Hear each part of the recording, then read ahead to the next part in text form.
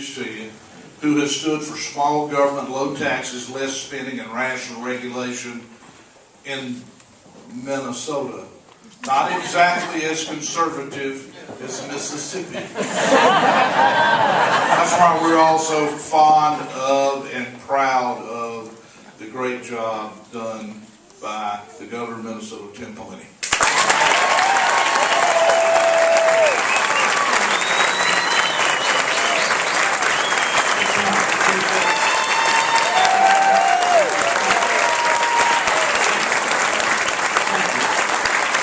I want to start out by just thanking and recognizing Haley Barbour, not just for his terrific leadership on behalf of the Republican Governors Association, but some of you are old enough to remember that in another chapter of challenge in our nation's history in the mid-1990s, and so he led the Republican Party and the conservative movement out of the wilderness and brought it back as a majority governing party in the nation. He has dedicated a very large chunk of his life to our cause and our purpose. He's not only a tremendous person, but he's been a great governor, a transformative leader for Mississippi, and we owe him a round of applause.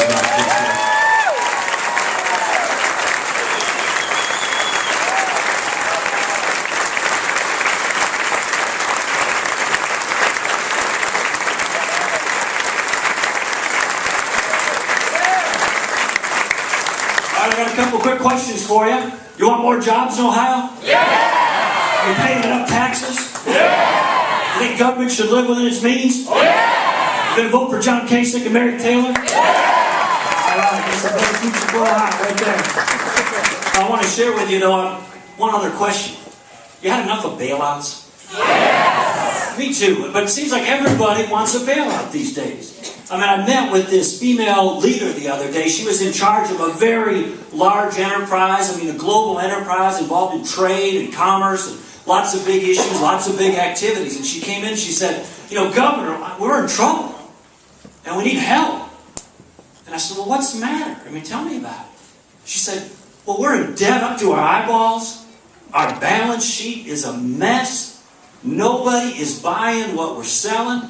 We got overpaid and underperforming employees. And she said there could even be layoffs. She said even she could lose her job. Then she asked for a bailout. And I said, but Speaker Pelosi.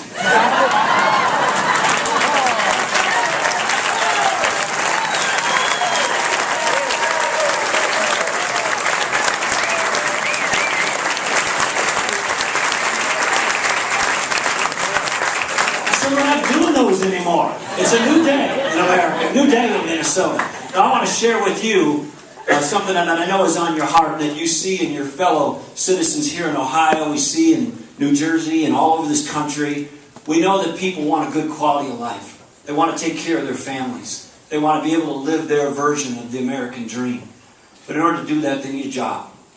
And so one of the most important things we can do as public servants is to ask and answer the question, what are those things that we can do to make it more likely, not less likely, that jobs are going to grow in our cities, in our towns, in our counties, in our states, all across this country, including Ohio and Minnesota? And when we answer that question, we should look to the politicians in Washington, D.C., most of whom never had a job in the private sector in their life. We should look to those people who are the inventors, the innovators, the small business leaders, the entrepreneurs, the risk takers, the dreamers, the designers, the people who are going to start and grow businesses and give our fellow citizens access to good jobs, and the hard-working people who fill those jobs. Yep.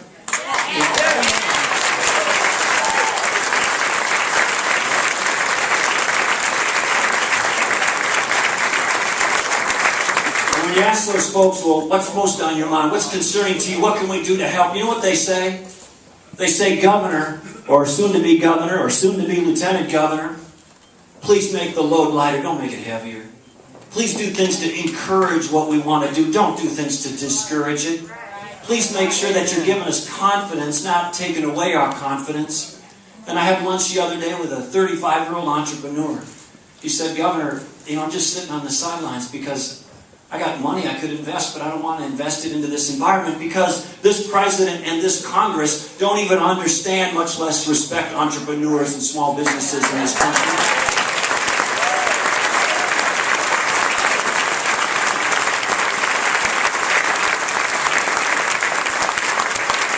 say what I see coming is they're threatening me with tax increases next year. They're threatening me with cap and tax, make my energy costs go up. They're threatening me with higher health care costs. They're threatening to take away the right of employees to vote in private in their workplace elections and much more. And he said, I just don't have the confidence that they see a better, brighter future being inspired by entrepreneurs in our country. And I thought, wow, what a sad statement for America to have our entrepreneurs and our small business leaders be that worried. That's why, ladies and gentlemen, that Ohio can have a much brighter future, and that the rest of our country can have a much brighter future if we elect leaders like John Kasich and Mary Taylor to office.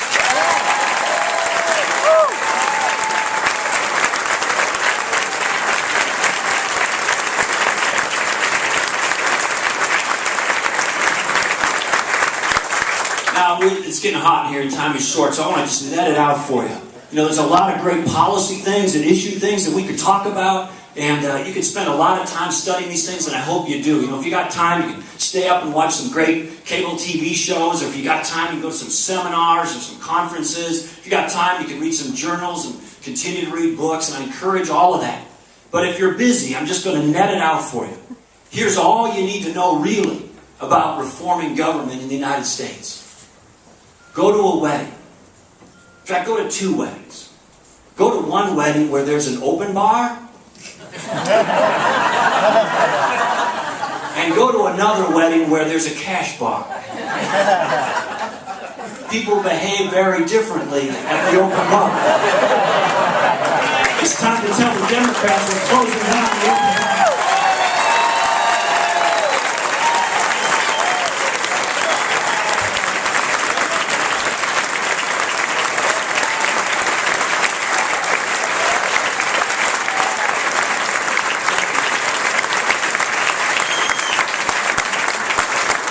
You'll see the wonderful next First Lady of Ohio, Karen. But my First Lady, Minnesota, Mary, when I was thinking about running, I was the majority leader of the Minnesota House, and I came home and I said, honey, you know, we've done what we can here. You know, this is a tough state, and Jesse Ventura was thinking about running again in a 3-way race. He would have been a handful. And I said, it's time to turn the page and move on in life. And Mary came across the floor, and she grabbed me by the lapels. And she said, you can't quit. Everything we've worked for, everything we believe is going to get washed away. I mean, nobody else can do this. You got to get in there. You got to fight. I thought, wow, I'm Rocky Balboa. And that's Adrian. And I said, okay, I'll do it. And against all uphill odds, I won in 2002. And about 3 months into it, after some tough schedules and budgets, I was away from our family too much in the first 3 months, and we had little kids back then. And Mary was properly holding me to account in a discussion one night. And there was a little tension in our discussion. And I said, honey, don't you remember, though? You're the one who told me to do this. You gave me that inspiring speech, remember? And there was some silence in the room. And then she said, yeah, but I never thought you'd win. I just wanted to get it out of your system. A couple of years ago, there's people who were writing us off as Republicans all across the country. They were saying they're banished to the wilderness. They're not going to come back. Well, they weren't right then. And now the country, the American people, the people of Ohio have seen a leadership that has taken our country in a wrong direction. And they're about to square things up and correct things next Tuesday. And if anybody tells you it's going to be easy, it's not going to be easy. But if you can change and do the things we've done in Minnesota, the land of McCarthy, the land of Humphrey, the land of Mondale, the land of Ventura, the land of Wellstone, and now the land of United States Senator Al Franken. As Frank Sinatra would sing, if we can do it there, we can do it anywhere. But I'm delighted to be here to support John Kasich. I want to leave you with one really important thought. Amongst his other great skills and strength and vision for Ohio, one of the great issues of our time is going to be who can best control and bring down government spending and reform government. You have, in your next governor of Ohio, the person who actually did that for the nation, and is probably the most qualified, experienced government spending reducer in the United States of America.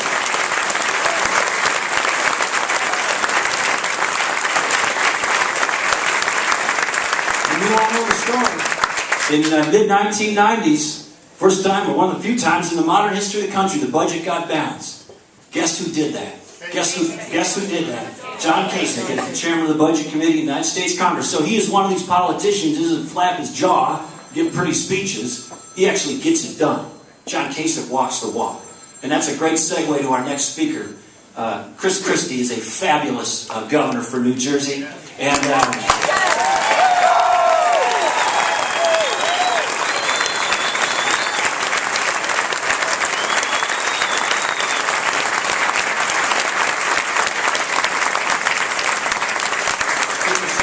it's tough to do these things in New Jersey. He's doing it. And really, the solutions, you and I know what needs to be done.